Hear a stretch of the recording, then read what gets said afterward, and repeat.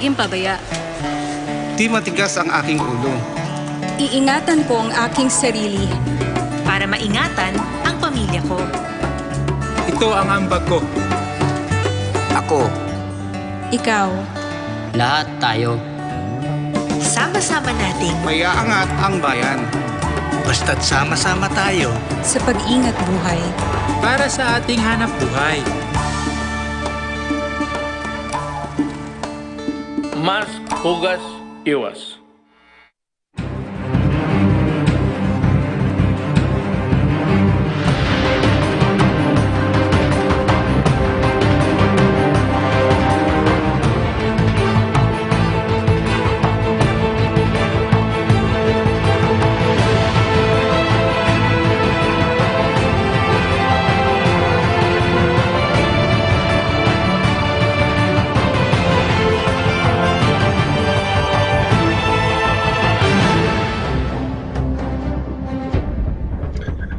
Magandang umaga Pilipinas at sa lahat ng ating mga kababayan sa iba't ibang panig ng mundo. Ngayon po ay araw ng Lunes, January 11, 2021.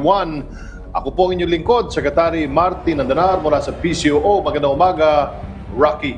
Good morning, Secretary Martin. Tuloy-tuloy pa rin po ang ating pagbibigay ng impormasyon tungkol sa mga pinakahuling hakbang ng pamahalaan para labanan ng COVID-19 sa ating bansa. Ako naman po si Yusek Rocky Ignacio. Ito ang public briefing, #LagingHandaPH. Sa ating mga balita, 6 sa 10 Pilipino sa Metro Manila nagsusuot ng face mask at face shield. Ayon sa survey na ginawa ng UP Octa Research Team. Senador Bongo nanawagan naman ng tuloy-tuloy na pamimigay ng face masks at face shield para sa mga nangangailangan. Ang detalye sa report na ito. 6 sa bawat 10 Pinoy sa Metro Manila ang hindi nakakalimutang magsuot ng face mask at face shield kapag lumalabas na sila ng kanilang bahay. Batay ito sa isinagawang survey ng UP Octa Research kamakailan. Kaya naman kahit na magmukhang sirang plaka na paulit-ulit na lang, hindi pa rin tumitigil ang Duterte administration sa pagpapaalala sa mga residente, hindi lang sa Metro Manila, na ugaliing magsuot ng face mask. At ngayon obligado na rin gumamit ng face shield kapag nasa pampublikong lugar. Stricter measures po ang dapat gawin ng gobyerno at huwag tayong magkumpiyansa, huwag nating hayaang pumasok dito at kumalat sa ating bansa. Pero batid ni Senador Bongo na maraming Pinoy, lalo na ang mga pinakamahihirap, na mas prioridad ang laman ng sikmura imbes na bumili pa ng face mask at face shield. Kaya panawagan ng Senate Health Committee Chair, dapat bigyan ng gobyerno ang mga mahihirap ng libreng mask at face shield para makasunod ang lahat sa protocol. Lalo na at may bagong variant ng COVID-19 na mas mabilis kumalat o nasa mahigit 70% nakahahawa.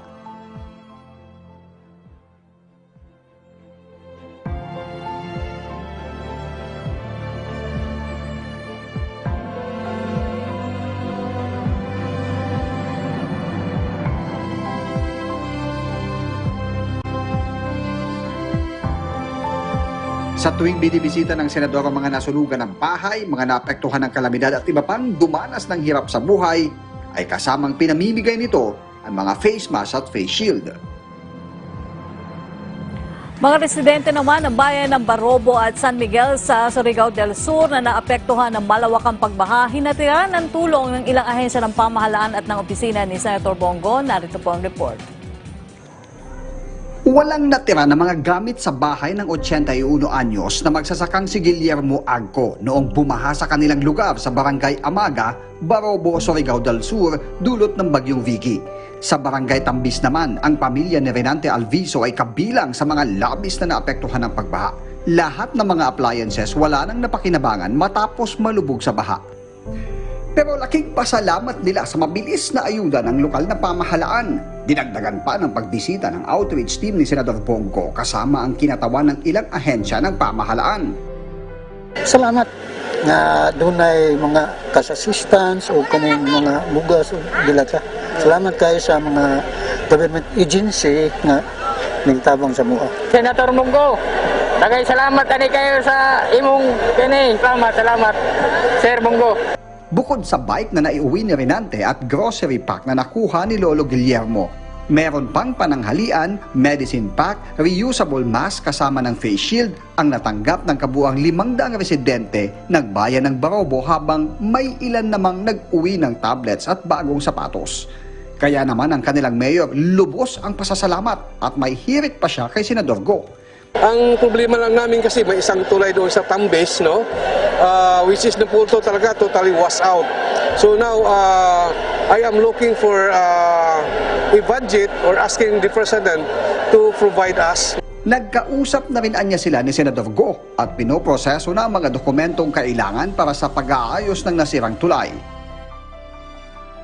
Nasa 500 residente rin sa bayan ng San Miguel ang nahatiran ng outreach team ni Senador Go ng mga grocery at medicine pack kasama ng masks at face shield, vitamins, bike at tablets. Sila ay kabilang din sa mga binahanong pananalasa ng Bagyong Vicky.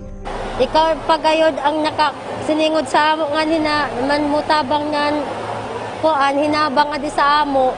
Salamat tigid kadayaw.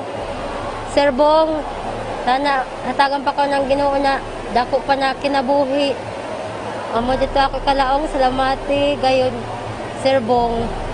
Salamati kadayaw. Sa pagbisita ng tanggapan ni Senador Go sa mga bayan ng San Miguel at Barobo, kasama rin dito ang mga kinatawan ng DSWD at Department of Agriculture na nagbigay ng ayuda. Habang nagsagawa naman ng assessment ang mga taga-DTI, TESDA at National Housing Authority para sa dagdag tulong sa mga residente sa lugar. Kung sa'yo kaayudan, kung tabang at hindi na ito, tumatod sa pag-isip na tao, ang ng buwan ng gabi, hindi yung na naman at kanila. Basta kami nito sinunod dito, parang dahil mo pag-pumigil kayo, para sa gusto sa tao, sa vision, sa vision.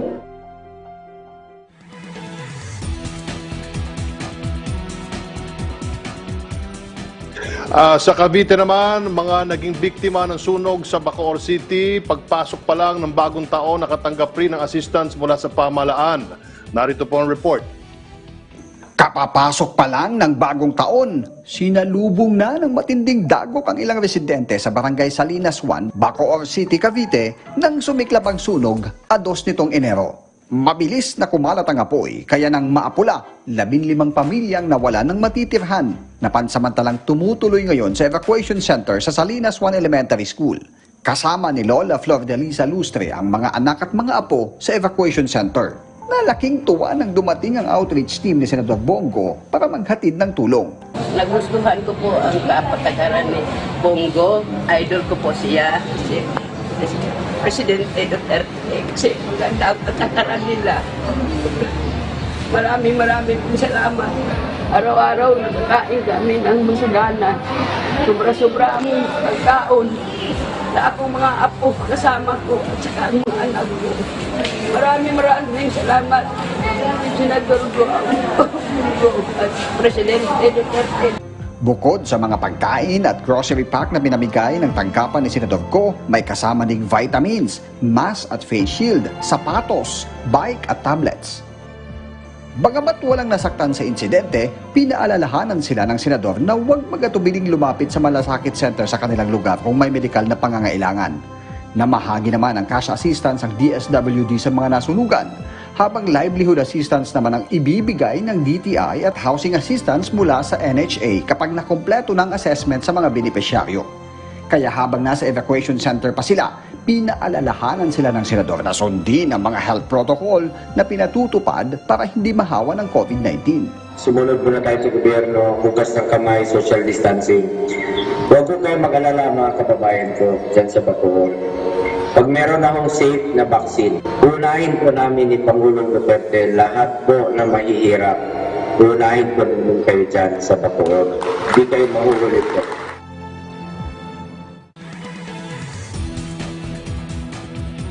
Sa ating pagbabalik, makikibalita tayo sa Bacolod City mula mismo kay Mayor Evelio Leonardia. Sa pagbabalik po yan ng Public Briefing, #Laging Handa PH.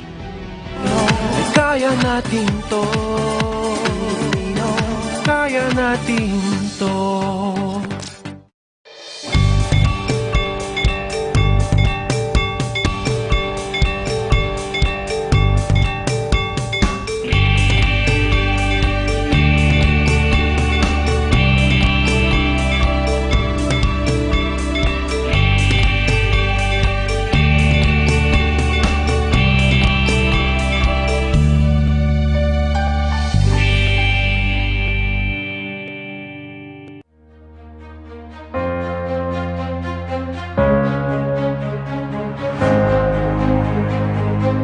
Secretary Charlie Galvez has really helped us in putting a very fair and equitable tripartite agreement that will allow the private sector to donate to the government in its efforts, and half of what we are donating will go to the private sector. That is very important because we are really wanting to see the Philippine economy open more. The agreement we are forging today is one of a kind and perhaps one of the first being done across the globe. The vaccine is around the corner. Sooner and not later, the virus that gobbled up thousands of lives will itself be laid to rest. Kaya ba natin to? Kaya.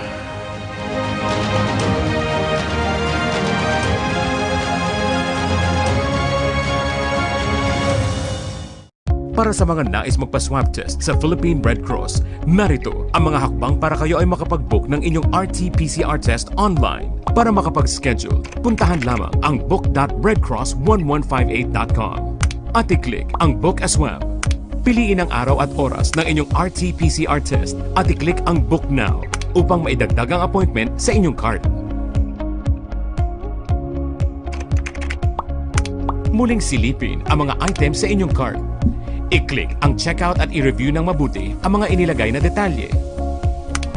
Mamili ng payment method at ilagay ang inyong payment information upang makumpleto ang bayad. Tingnan ang email para sa order confirmation. Buksan ang ECIF form sa email at i-fill out bago ang appointment. Tandaan, siguraduhin nasa venue 15 minutes bago ang inyong schedule. Ihanda rin ang proof of payment. Ang resulta ay padadala sa inyong email. Maaari rin itong i-check sa c19.redcross.org.ph/track. Sama-sama nating supuin ang pagkalat ng COVID-19 sa bansa. Isang paalala mula sa Philippine Red Cross at PTV. Kaya natin to. Kaya natin to. Nagbabalik po ang public briefing hashtag Laging Handa PH. Inaprubahan ni Pangulong Rodrigo Duterte ang pagkakaroon po ng tripartite agreement sa pagitan ng mga lokal na pamahalaan, national government at sa ilang pharmaceutical companies para po sa vaccine procurement ng kani-kanilang lokalidad. Kabilang nga po sa nakipagkasundo na para makabili ng COVID-19 vaccines ay ang Bacolod City. Kaugnay po niya makakausap po natin ang Pangulo ng League of Cities of the Philippines at Bacolod City Mayor Evilio Leonardia. Magandang umaga po, Mayor. Hi, good morning, Yusek Raki, and good morning to Secretary Martin likewise. Born to the Philippines. Mayor, kumustahin Yes, po? ma'am. Kumustahin po muna natin ang ating mga kababayan dyan matapos nga po yung naging matinding pagbaha sa Negros Occidental noong nakaraang linggo. Ano po yung idinulot nito sa inyong lungsod at sa ngayon po ba ay maayos na o normal na ang sitwasyon ngayon dyan, Mayor? Unfortunately, Yusek Raki, Bacolod was not that hard hit. It's more on in the cities of Talisay, Silay, Victorias, and the municipality of Magaluna. Yes, Bacolod had some floods, but we can say it was not that problematic so far, because maybe it was also dependent on the amount of rain that came in. So Bacolod it's colder here than the usual. We have 24 degrees centigrade, and that's unusual to be in that, to be having that temperature like that. That's the situation as of the moment. But the other cities were quite hard hit. Okay, Mayor, mapunta naman tayo doon sa vaccine. Nagkapirmahan po na kayo ng AstraZeneca ng tripartite agreement at nag-allocate po ang Bacolod City LGU ng 300 million pesos for the vaccine. Bakit po AstraZeneca ang napili niyong bakuna, Mayor? Well, it's like this. The League of Cities of the Philippines, or LCP, actually created a committee for vaccine availment as early as December. We thought that was a necessity, considering that this is a new body, considering that we are all so unfamiliar with the possible details that could come into having to procure this, to distribute this, and to implement all this. Now, so I gave an instruction to our secretariat, headed by Veron Hitosis, that we should be able to talk to all these prospective pharmaceutical firms so that we would be able to get all the specifications and all the details, or particularly the efficacy of all these vaccines, so that when we started, the first that was available was AstraZeneca, but it does not mean that this is going to be exclusive. There are about 8 of these different products, and we're supposed to talk to each one of them, and we should be able to relay all this information to the city mayors so that they can be properly guided as to which vaccine should they prefer in the end, when we would have already decided to actually avail of these vaccines. Now, Mayor, that AstraZeneca already applied for emergency use authorization. May tinitingnan na po bang target date kung makakarating, kung kailan po makakarating sa Bacolod ang vaccine at kung ilang dosages po ang pwedeng i-allocate sa inyo? Well, they told us that, in fact, we signed a non-disclosure agreement, or we are supposed to be, those details are supposed to be confidential, but in terms maybe of expecting it to be delivered, it is about the start of the third quarter. And but we haven't talked to the other pharmaceutical firms yet, because tomorrow we will have a general assembly of all the mayors, and no less than Vaccine Czar, Secretary Charlie Galvez is going to be our main speaker. With him will be the Food and Drug Director General, Yusek Domingo, and probably after the meeting tomorrow, more of these details can be somehow clarified, and so our target is to situate that the city mayors are guided so that, because we believe that the procurement process will have to involve, naturally, the national government. It is not expected that the local government units will themselves be able to connect with these pharmaceutical firms, because these firms are supposed to deal directly with the national government, and we should be coordinating with the national government so that we can rationalize all this. And after all, we view all of this exercise as a matter of teamwork, because when this all started, we were even of the impression that all the vaccines will come from the national government, until the idea of the LGUs, particularly the cities in our case, should also be able to participate and assist and somehow coordinate with the national government, and maybe for purposes of information. The LCP, as reported to me by our executive director last night, Veron Hitosis, we had already the commitment of about 61 cities, and altogether that amounts to something like more than 10 billion pesos. So we feel that this is our chance, likewise, to be contributory to the national effort to vaccinate all our people, and that is why we feel that this is a matter of teamwork, and we are doing our part.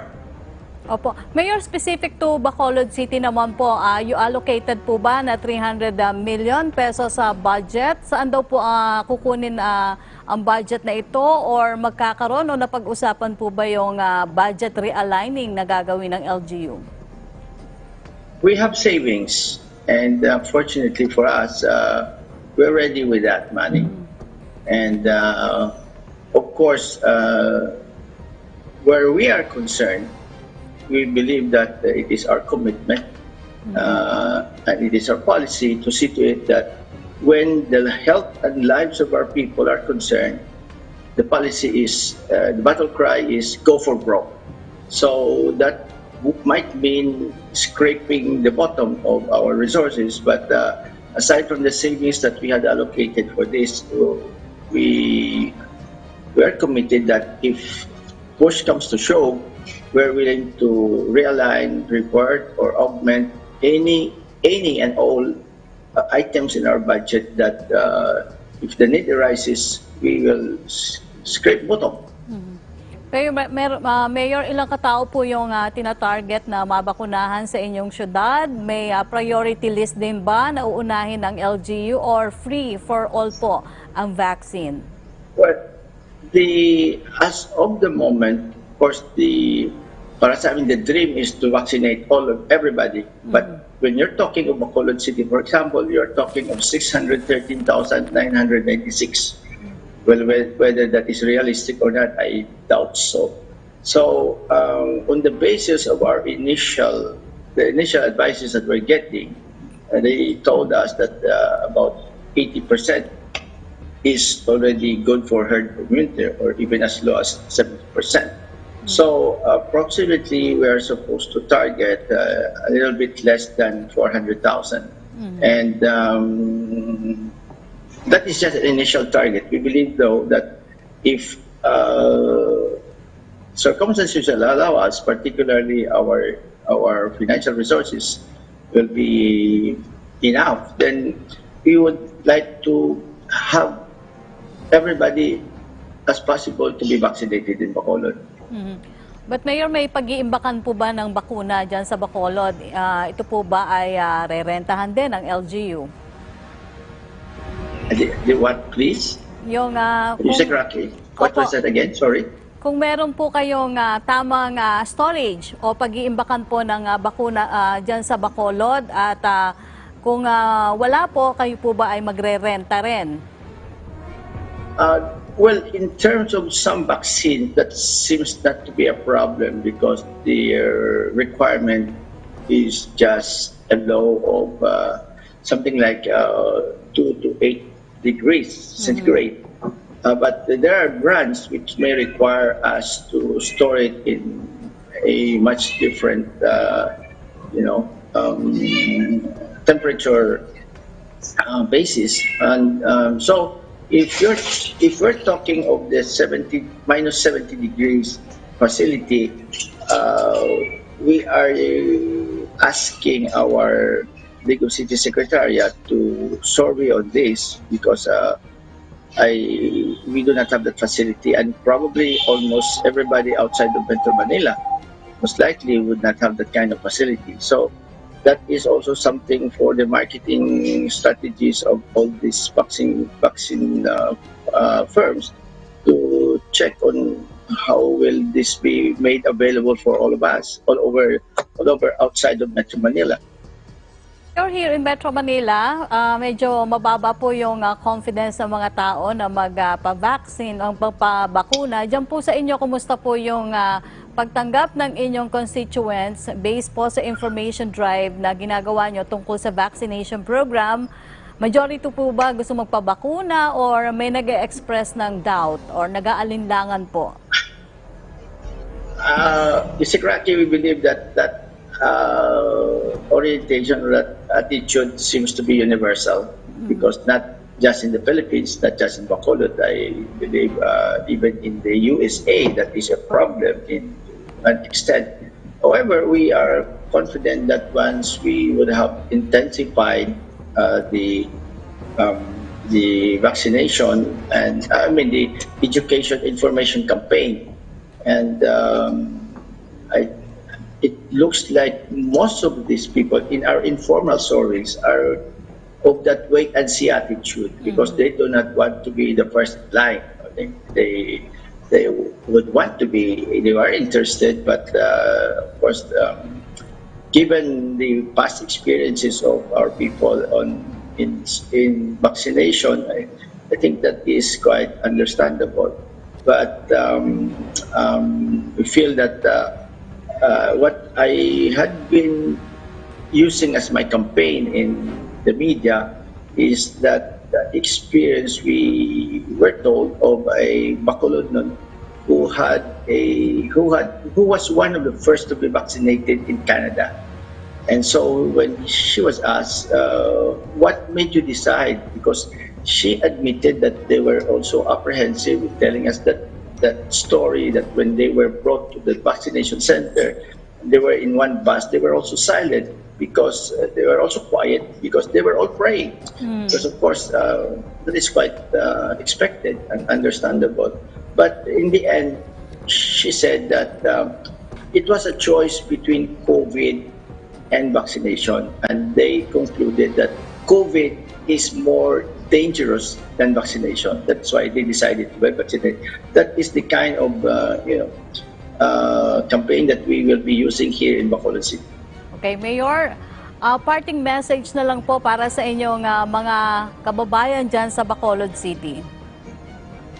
Okay, yeah, well, Bacolod has improved a lot in terms of the COVID situation because from a very high 86 cases average daily in September, in December it went down to only 5. And we had many deaths during those months, and for the month of January, fortunately, we had only recorded one. That even our hospital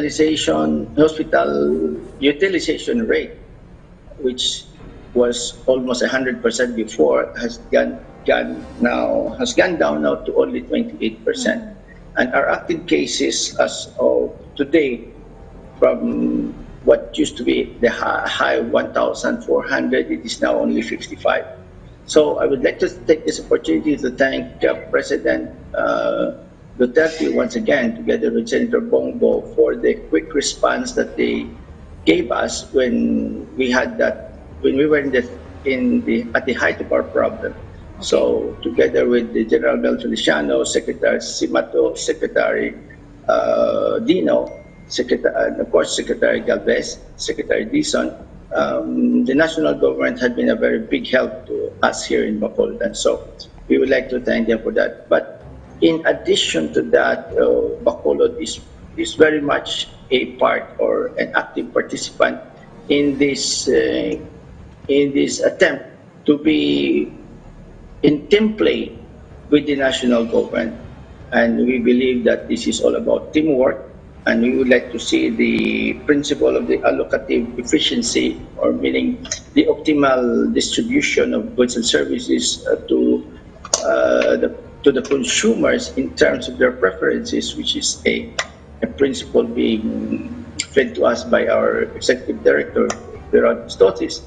We would like to see that eventually we would have all these things organized, considering that as of this moment, while we have at least 8 different products to choose from, it is a little bit complicated in the sense that they have different rates and they will be coming in different schedules. So all this will have to be trashed out, and it will be a process, and hopefully tomorrow during the General Assembly of the League of Cities of the Philippines, we will be able to see a clearer and more definite roadmap where vaccination is concerned, way down or cascading down to the cities and municipalities in the provinces in the Philippines.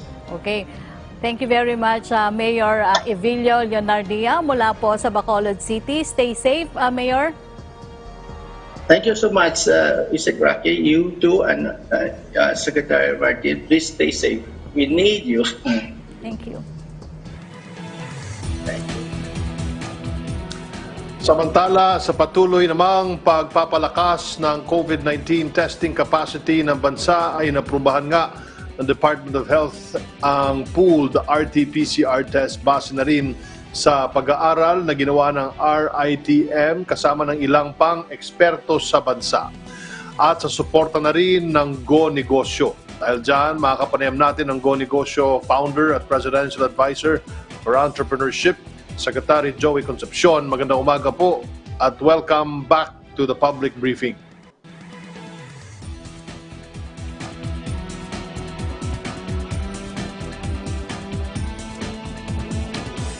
Sec Joey, are you there?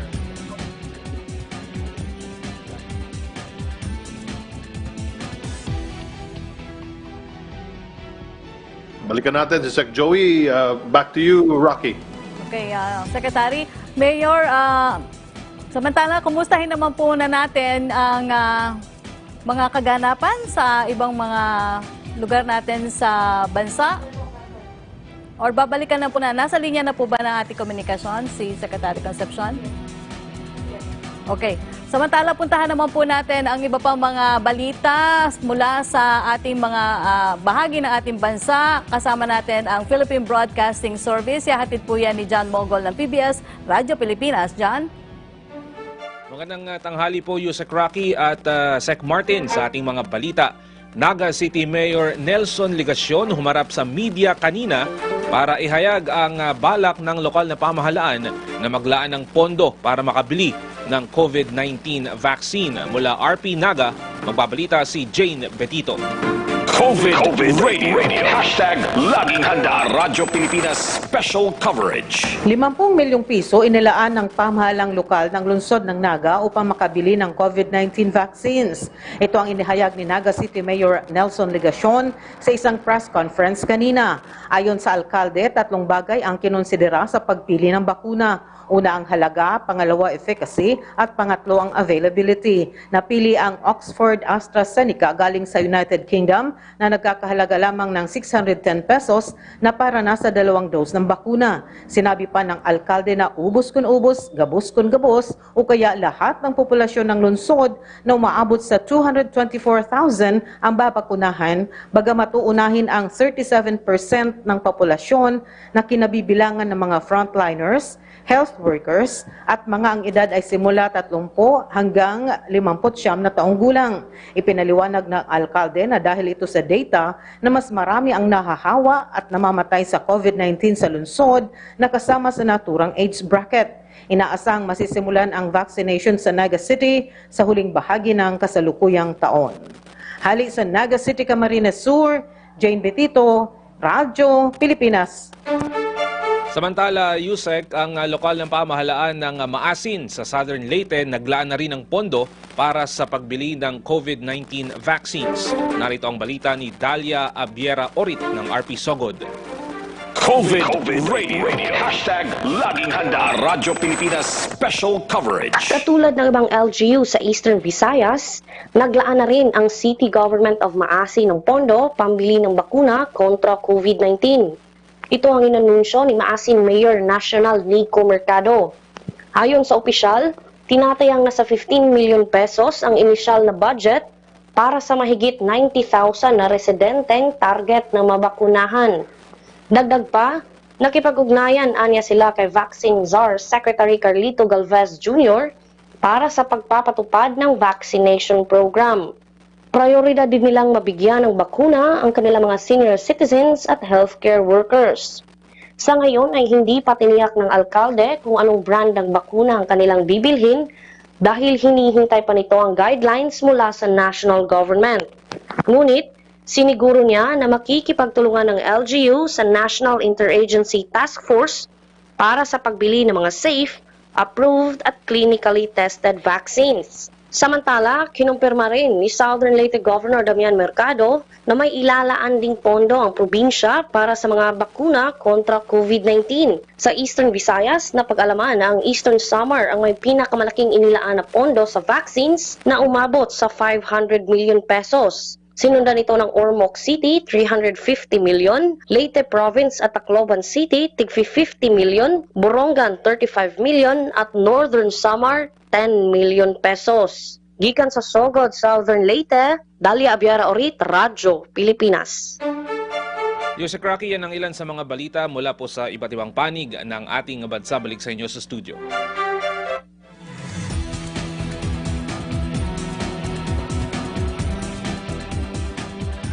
Maraming salamat, John Mogol ng PBS Radyo Pilipinas. Balikan po natin si Secretary Joey Concepcion. Sec, magandang umaga po sa inyo. Magandang umaga, Martin. Naglabas nga po ang DOH ng interim guidelines for pooled testing back in November last year, but it is only now that they express their full approval of it.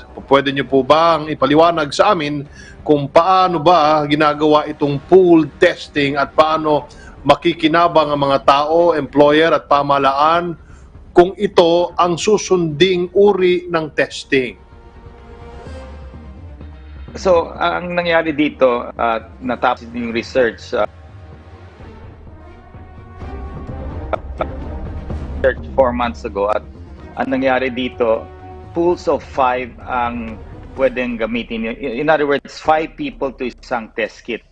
So, yung kagandahan nun ay, syempre, yung cost sa pagtetest bababa, no? Kasi kaysa one person to one test, ngayon 5 tao sa isang test kit. At isa pang mangyayari dyan, hindi na kailangan ng isang equipment na medyo mahal, yung automatic extraction machine, no? So mawawala rin yan. Pero palagay ko lahat ng laboratory bumili na rin yan. So nandyan na rin yan. So in effect, bababa yung cost ng RT-PCR testing. Sa tingin namin, sa pool testing using government hospitals, as low as 675 pesos, provided yung infection level is at about less than 5%, no? Kasi kung yung prevalence mas mataas sa 5%, syempre tataas yung cost kasi uulitin nila bawat let's say yung test kit positibo siya, lang 5 yan, iti-test ulit. Pero kung negative, then wala nang itetest. So kaya it's more effective if the infection level is below 5%, talagang mas mura yung pooled PCR testing, no? Nagawa na nga ng ilang LGUs ang pooled testing at sinabi nila na talagang cost efficient ito. But how about its accuracy? Sigurado bang nadedetect natin ang mga may sakit sa COVID-19? Sorry, Martin, I didn't get the first question. Yes, Sec Joey, ito'y nagawa na ng mga LGUs. But how about its accuracy? Sigurado bang nadedetect natin ang mga may sakit na COVID-19? It's very accurate. It's as accurate as taking an individual PCR testing, no? One person to one test kit. It's just as accurate as that. And that's why DOH finally approved it, and it's been rolled out, hopefully, at a faster pace. So, ang kailangan natin dito, matrain yung mga laboratory technicians para paggawa ng itong pool PCR testing. And the good part here is tataas yung capacity pa natin kasi kaysa isang tao sa isang test kit, 5 tao ngayon sa isang test kit. So, aakyat yung kapasidad ng isang laboratory in testing. In other countries, soft 10 pa nga ang ginagamit nila. Pero dito, yung gumawa ng research, Philippine Society of Pathology, Dr. Raymond Lo, took the more conservative stand na habang yung prevalence dito sa atin medyo mataas, mas maganda kung pools of 5 lang ang gamitin natin for now. Advisable rin bang gamitin ang pooled PCR testing para sa mga high-risk areas? Magiging kasing accurate at efficient pa rin ba ang pooled testing regardless kung may mataas o mababang transmission rate sa isang community o workplace base po sa inyong experience? Definitely, hindi namin gagawin.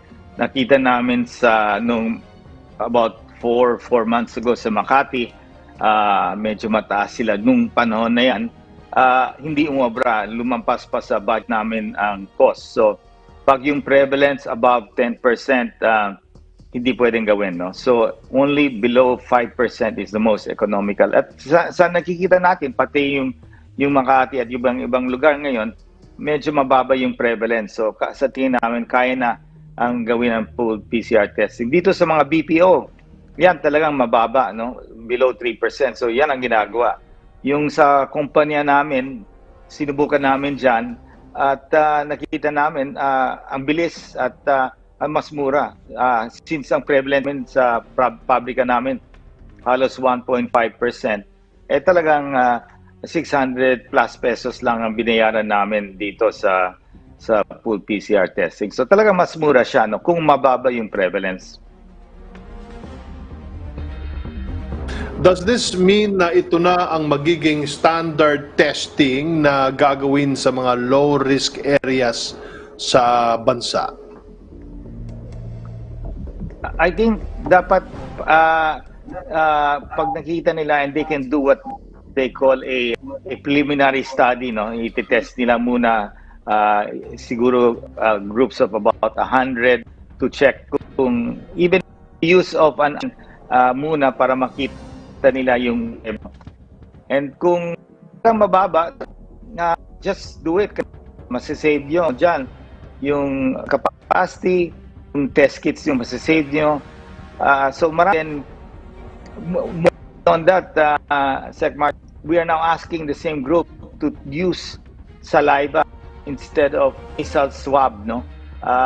Nakita natin sa Cross, mula nila ang research. Gagawin namin official research with the same group, Philippine Society of Pathology. So, use saliva instead of nasal swabbing will not only be less painful, but it will be even cheaper kasi dyan mawawala yung swabbers na medyo mahal rin yan at mas mabilis. So, yun ang next research namin. Kumusta naman po ang kasunduan for AstraZeneca's vaccine procurement through the private sectors at kailan na po ba darating ang tinatayang 3 milyong doses ng bakuna sa bansa? Well, on Thursday, yung programa namin tinatawag namin Dose of Hope, pipirma dito yung Part 2 kasi yung Part 1 natapos last year, no? Yung first 35 companies, karamihan dito sa mga unang bumili, yung pinakamalaking korporasyon natin dito, mga Ayala, mga Lopez, mga Aboitiz, lahat yan. Sila na una kasi dito sa una, medyo risky kasi nag-advance kami ng a certain percentage to reserve the vaccine. At that time, wala pang MHRA approval yung AstraZeneca. Nakaroon ng MHRA approval lang before New Year. So, pero magandang resulta, bigyan sila ng MHRA approval at dito ngayon, magbibigay yung natin under emergency use. So, itong pangalawang grupo naman, nagsimula dito after New Year, so we got orders, pumayag dito ang AstraZeneca na i-increase yung allocation dito sa private sector. Swerte naman yung private sector na sa tulong ng AstraZeneca nangyari yan. So, abot yung total doses ng private sector ngayon sa 6 million. Pero ito, dadating dito bandang May, June na in this year, no? Pero at least that gives enough time for the government to prepare kasi ang i-donate namin pupunta dito sa DOH. Kalahati nito pupunta sa mga empleyado namin na both probationary and permanent and contractual, no? So, pero marami dyan details on the implementation of vaccinating our people. Yung kalahati naman pupunta dito sa government, healthcare workers, frontliners, etc. So, that is where we are. At yung programa ng AstraZeneca, nagbukas rin sila ng allocation para sa mga LGUs, no? So, yan, pipirmahin rin yan on Thursday. So, maganda ng resulta nito. Medyo malaki ang makukuha ng private sector at ang LGU from AstraZeneca, no? Yung ang magandang balita. At dadating lahat yan palagi ko by June. Pero hindi lahat dadating sa isang buwan, no? Over the months, no? Starting maybe May, June, July, August, September. Puntaan naman natin ang mga tanong from the media with Yusek Rocky. Please go ahead, Rocky. Yes, thank you, Secretary Martin. Secretary Concepcion, may tanong po si Joe Montemayor ng Malaya para sa inyo. Although may nabanggit na rin po kayo tungkol dito. Yung update daw po sa negotiation for the second batch of vaccines from AstraZeneca. Is there a final number of dosage po? And when will it be delivered? How many more private companies joined the second batch? Well, dito mas madami. Halos abot ng over 200, no? Mga 240, mga in that level, no? At hindi lang malaki. May mga maliit na negosyante dito. Kinuha namin at pinul namin, no? Kasi sinabi namin sa AstraZeneca, mas maganda maging mas inclusive tayo ngayon. So, pumayag naman sila. So, the total number of doses is going from batch 1 and batch 2 will approximately be about 6 million, no? Approximately about 6 million. So, that will be good for 3 million people. So, kalahati nun pupunta sa government, 1.5. Kalahati nun, 1.5 million pupunta dito naman sa private sector.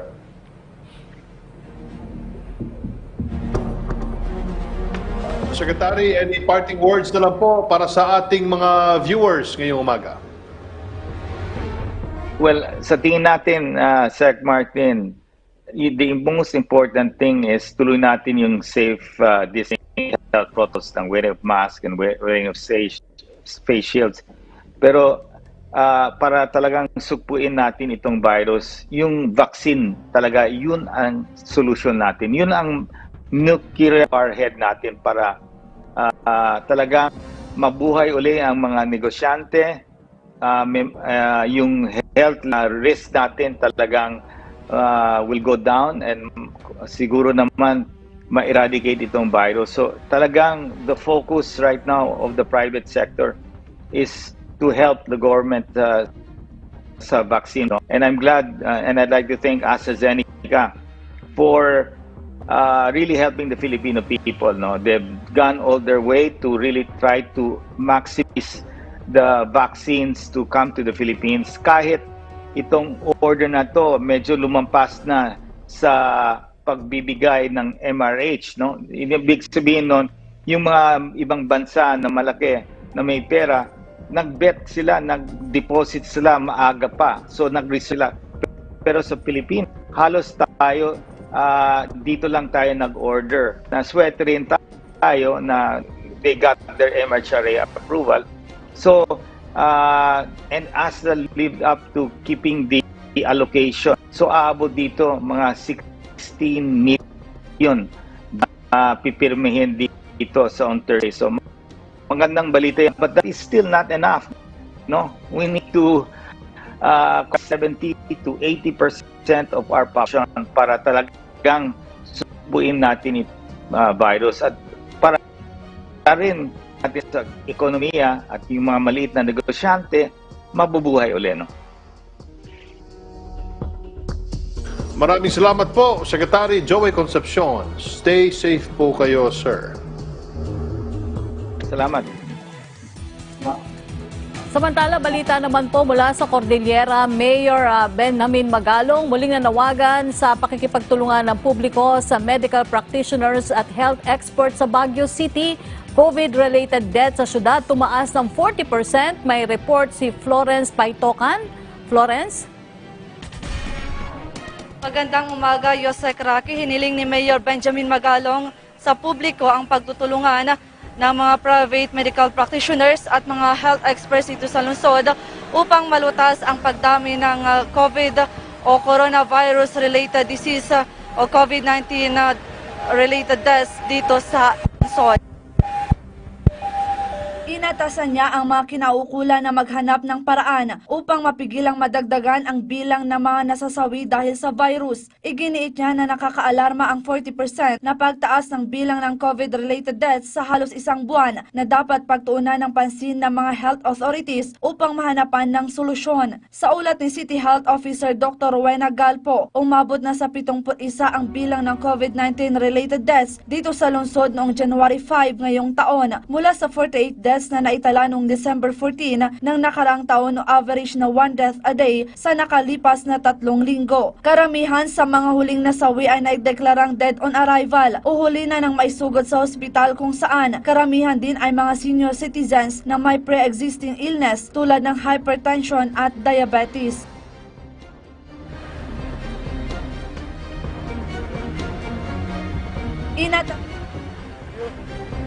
Muli ay iginiit ng mga kinaukulan ang mas mahigpit na implementasyon ng basic health and safety protocols dito sa lungsod, partikular ang pagsuot ng face mask, face shield at pagsunod ng physical distancing. Live mula dito sa Baguio City, Florence Paitocan ng PTV Cordillera. Maraming salamat, Florence Paitocan ng PTV Cordillera. Sa Davao City, mga lumabag sa face mask ordinance ng syudad simula Hulyo ng nakaraang taon, umabot na sa 900 individuals. Ang detalye sa report ni Julius Pacot. Mayong udto, Yusek Rocky, nasa mahigit 900 na mga individual dito sa Davao City ang lumabag sa face mask ordinance matapos itong ipinatupad noong July 2020. Yusek Rocky, nasa eksaktong 902 na individual ang nahuli na lumabag dito mula nang ipinatupad ang nasabing ordinansa simula Hulyo hanggang December 31, 2020, kung saan napapaloob sa Ordinance Number 0301-20 o ang Face Mask Ordinance ng Davao City na nasa 500 ang multa para sa first offense, 2,000 pesos naman para sa second offense at 5,000 pesos na multa at maaari pang makulong ng 1 buwan para sa third offense. Kung saan 60% ng multa ay mapupunta sa barangay, samantala ang 40% naman ay mapupunta sa City Government of Davao.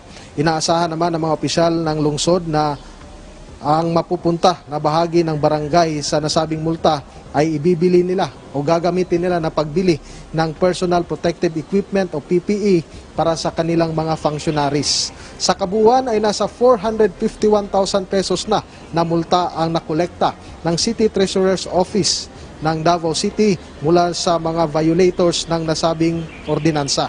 Napag-alaman na sa 902 na violators, 170 ay nagmula sa 1st District, 265 naman sa 2nd District at 467 naman ay nagmula sa 3rd District dito sa Davao City. Yusek Rocky, update naman tayo sa COVID-19 situation dito sa Davao Region. Kahapon ay nasa 261 na mga panibagong aktibong kaso ng COVID-19 ang nadagdag dito sa lungsod. Kaya nasa 11 ay sa rehiyon, kung kaya nasa 2,132 na ang active cases ng COVID-19 sa buong Davao Region. 79 naman ang nadagdag sa recoveries, kaya umakyat sa 11,227 ang naitalang nakarecover sa nasabing virus sa buong Davao Region. 7 naman ang namatay sa nasabing virus, kaya nasa 568 ang total deaths ng COVID-19 dito sa buong Davao Region. Yusek Rocky, yan muna ang latest mula dito sa Davao City. Julius Pacot para sa Bayan. Maraming salamat sa iyo, Julius Pacot ng PTV Davao. Mula sa Visayas, kaso ng COVID-19 sa Cebu City tumaas matapos ang holiday season. Lokal na pamahalaan, pinaghahanda na rin ang 500 million pesos para sa bakuna kontra COVID-19. Ang detalye mula kay John Arua. May buntag John. Secretary Martin Maayong buntag, halos 400 na ang naitalang kaso ng COVID-19 sa lungsod matapos nakapagtala ng mahigit 200 aktibong kaso sa loob lang ng 10 araw. Ayon sa Department of Health ng Region 7 na epekto na ito ng holiday celebration nito nakaraang Desyembre. Samantala, ang Cebu City Government naman ay maglalaan ng 500 million pesos na pondo para sa bakuna kontra COVID-19. Sumipa ang kaso ng COVID-19 sa Cebu City sa nakalipas na 10 araw. Umabot sa 257 ang naitalang active cases ng COVID-19 sa lungsod simula January 1 ngayong taon. Sa kabuuan, nasa 370 na ang aktibong kaso ng COVID-19 sa lungsod matapos nakapagtala ng 49 kahapon. Ayon sa DOH, epekto ito ng holiday celebration nitong nakaraang Disyembre.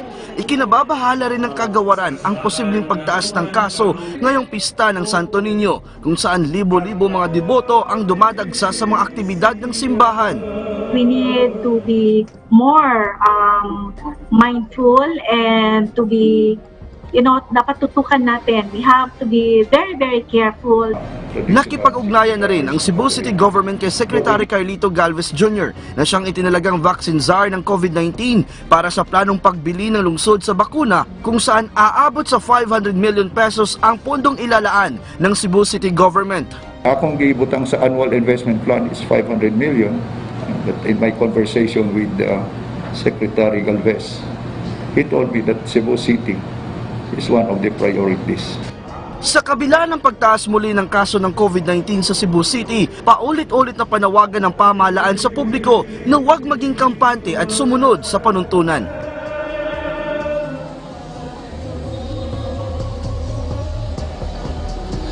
Secretary Martin, bagamat inasahan na ng Department of Health na tataas ang kaso ng COVID-19, ngunit ikinaalarma nila ang biglang pagsipa ng kaso ng COVID-19 dito sa lungsod ng Cebu. Kaya tiniyak ngayon ni Secretary Carlito Galvez kay Cebu City Mayor Edgar Labella na uunahin o isa sa mga uunahin na mabibigyan ng bakuna kontra COVID-19 ang lungsod ng Cebu. Matatandaan na naging epicenter ang lungsod ng Cebu sa COVID-19 noong nakaraang taon. At yan muna ang latest mula dito sa Cebu. Jan Arua para sa Bayan. Maraming salamat, Jan Arua ng PTV Cebu. Samantala, umakyat na sa 458,198 ang mga gumaling mula sa COVID-19 sa bansa matapos nitong madagdagan ng 8,592 recoveries kahapon. 1,906 naman ang bilang ng mga bagong nahawaan ng sakit. Sa kabuuan, nasa 487,690 na ang mga nagka-COVID. 8 naman ang naitalang nasawi, kaya umabot na ito sa bilang na 9,405 deaths.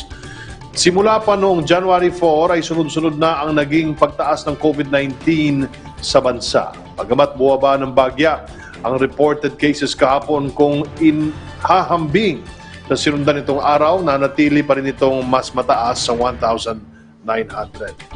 Ang pinakamaraming kaso ay nagmula sa Quezon City na umabot sa 121 cases. Sumunod ang Benguet with 84 cases. Ang Davao City nasa 82 cases. Nasa pang-4 at pang-5 pwesto naman ang Cavite at Bulacan. Nasa 20,087 ang active cases sa bansa o katumbas ng 4.1% ng total cases. Malaki ang nabawas sa bilang ng mga aktibong kaso dahil sa mataas na bilang ng recovery kahapon.